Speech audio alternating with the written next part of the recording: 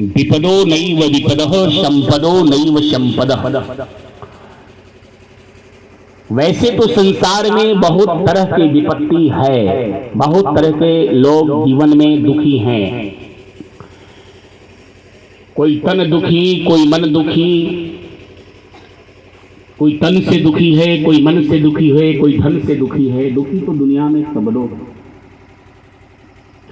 लेकिन संत कहते हैं कि कोई तन दुखी, कोई मन दुखी, कोई धन बिन रहत उदास।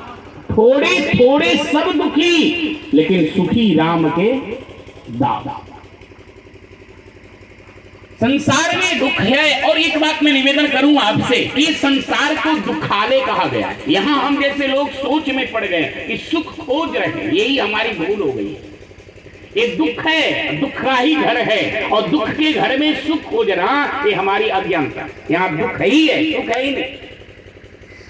और संसार में जितने भी लोग ये अपेक्षा करके लोग जी रहे हैं कि सुख नहीं मिला, अब सुख मिलेगा, ये आशा में जो लोग जी रहे हैं, उनसे मैं निवेदन करूंगा तो सुख की आशा करना छोड़। दुखस्य सुखस्य न कोपि दाता परोत्तदातीत बुद्धि रेखा अहम करोमि वृथाभिमानम स्वकर्म सुरते गर्तो ही लोका। जब संसार के निर्माण करने वाला, संसार के निर्माता, जिसने सृष्टि को बनाया है, बिगाड़ा है, ऐसे परमात्मा भी भारत की वसुंधरा पर अवतार लेकर आता है, तो परमात्मा भी जगत के जीव को बताता है, देखो मैं भी दुखी हूं। विचार करना जरा, आप हमारी बात छोड़ दो। बोले आज दिलीप दीक्षित कहूं, उनका इतिहास एक बार उठाइए। बोले आज दिलीप दीक्षित कहां, हरिश्चंद्र गए किस लोक बताना। बोले राम गए वह राम भी, जिसने अखिलेश्वर से प्रण ठाना। बोले कौरव पांडव कृष्ण गए, कभी भैरव एक बनान बहाना। अब भी चित चेत अचेत यरे, तो नर जीवन का फिर कौन ठिकाना। जब ये सारे महापुरुष नहीं रहे तो हम और आप रहेंगे क्या? जीवन क्षणभंगुर है सबका, अंततः सभी को जाना है। कोई भी कभी चला जाए, जीवन का कौन ठिकाना है। याद कर लेना, ये धन धरती कोठी को समाल सब क्षण में ही छूट जाएंगे, और जिनको तुम अपना समझ रहे ये दूर सभी हट जाएंगे। निकलेगा तन से जीव जब ही मुर्दा बन चुका बताएंगे, और ठठरी पर बांध जताएंगे, शमशान घाट पहुंचाएंगे, मिट्टी में खोद दबा देंगे। ये गति होनी है सब। ये महामंडलेश्वर भी जाएगा तो यही गति, मिट्टी में खोद दबा देंगे, या जल के भेंट चढ़ा देंगे, या लकड़ी बोझ लिटा करके धीरे से आग लगा देंगे। ये जीवन की सार्थकता है, ये जीवन की सच्चाई है, स्वीकार करना पड़ेगा। धनानि भूमौ पशुवस्य गोष्ठे, नारी गृहे सखा अस्मशाने, देहच्युतायाम परलोक मार्गे, धर्मानुभोग स्थित जीव। भागवत से पूछा गया कि क्या जीवन के लोग संगनी कहते हैं? जीवन की संगनी पत्नी होती है, लेकिन भारत की पत्नी को पत्नी नहीं कहा जाता है, भारत की पत्नी को धर्म पत्नी कहा जाता है। ध्यान देना जरा। हमारे उसी के एक अग्रणी पंक्तियों में रहने वाली हमारी धर्म पत्नी का इन्होंने पूर्ण रूप से स्वीकारा है, अपने कर्तव्य का पालन किया है। एक ही काम जगत में लोगों को करना है, याद कर लेना।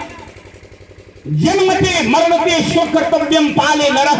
हम जगत में आए हैं ठीक है, लेकिन हमें करना यही होगा कि हम अपने कर्तव्य का सही ढंग से पालन कर लें। बस ये संसार की सबसे बड़ी पूजा है, ये परमात्मा की सबसे बड़ी आराधना है, ये परमात्मा की सबसे बड़ी उपासना। हमें अपने कर्तव्य के विषय में सचेत रहना है। हम अपने जीवन के विषय में विसंगतियां जो है उसको मिटाने का प्रयास करें।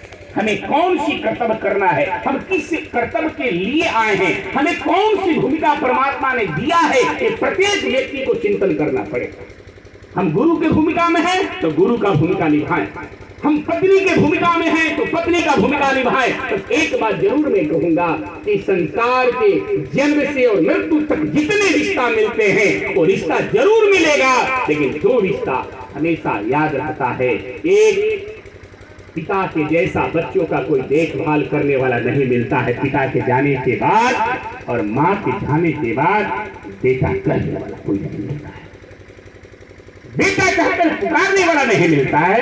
इसलिए भाव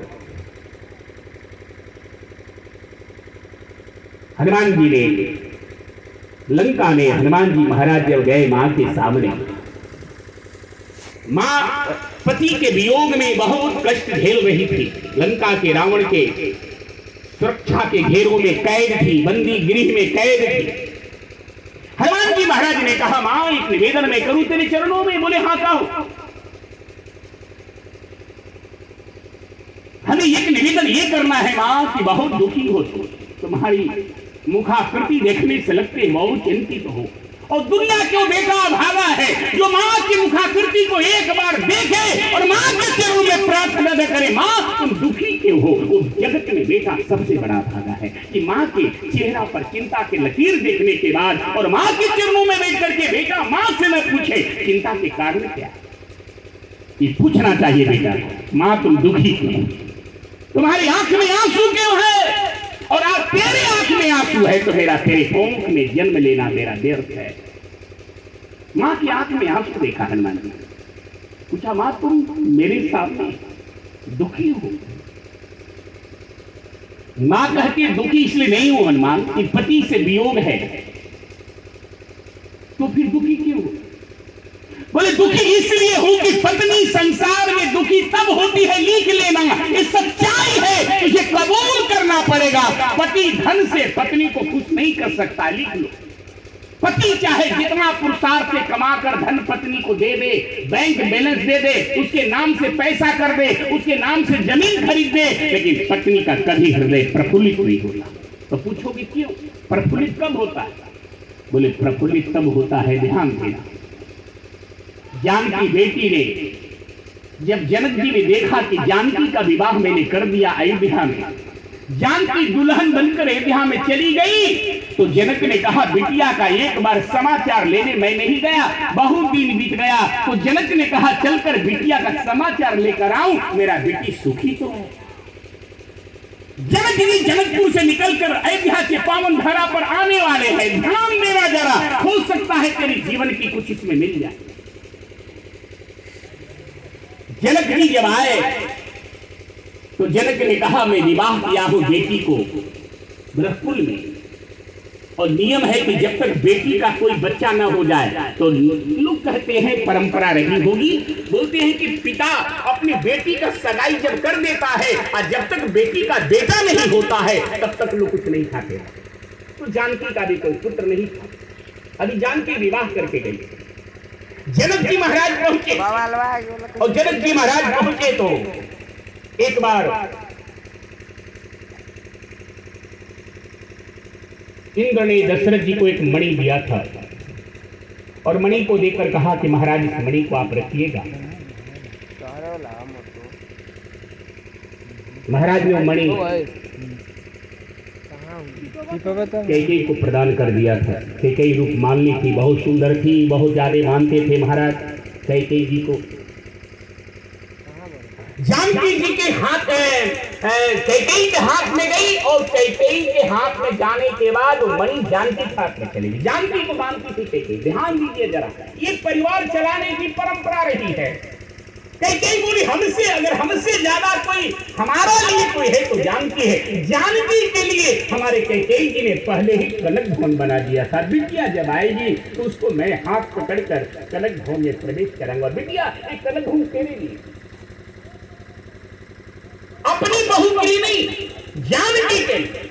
ध्यान दीजिएगा, ये परिवार चलाने की हमारी परंपरा रही थी। परिवार प्रेम परमात्मा, परिवार को चलाना है तो प्रेम की नींव पर परिवार को खड़ा करने करेगा, और जिस परिवार में प्रेम आ जाता है फिर वही परिवार स्वर्ग बन जाता है। ध्यान दें, प्रेम से जीना सीखो, प्रेम से बोलना सीखो, प्रेम से रहना सीखो।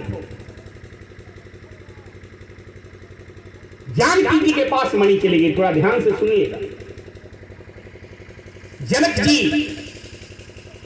जब आने लगे तो सोचे कि बिटिया के